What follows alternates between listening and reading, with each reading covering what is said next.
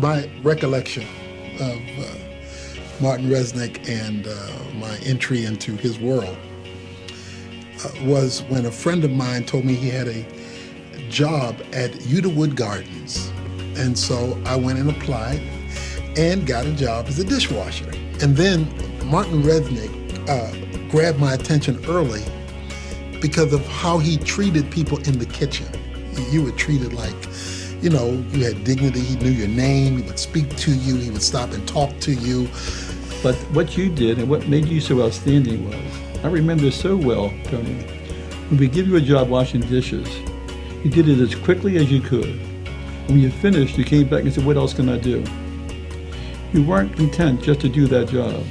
You wanted to know if there was anything else that you could do for the company. I went into his office and asked him whether there was any future. What could I do to go further more? I did have that part of me that wouldn't be satisfied where I was. And that's when you told me, well, you're going to have to go to college.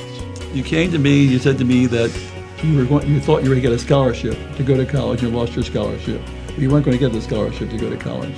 You hoping to get one. And I came back and I said to you, I will pay for one half of your college education.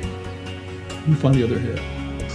When I think of Martin Resnick and his part in my life, I saw him operate, and that was just watching it. And I would be studying it as best I could as a teenager, because I was studying it in the context of a world I'd never seen.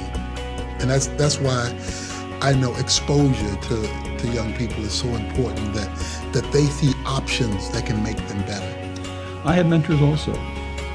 And I talk about them even though it's over 50 years ago, because it seems like one of the biggest problems we have, there's no mentoring, no family unit, no father image or mother image.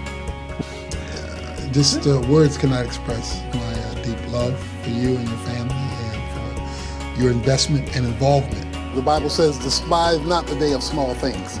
So you start where you are and then you see what God plans to do with it.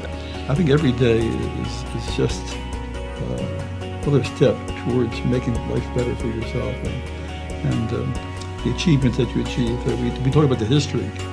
The history is a great way to remember how we get there and then go forward and to keep on getting better for what we do.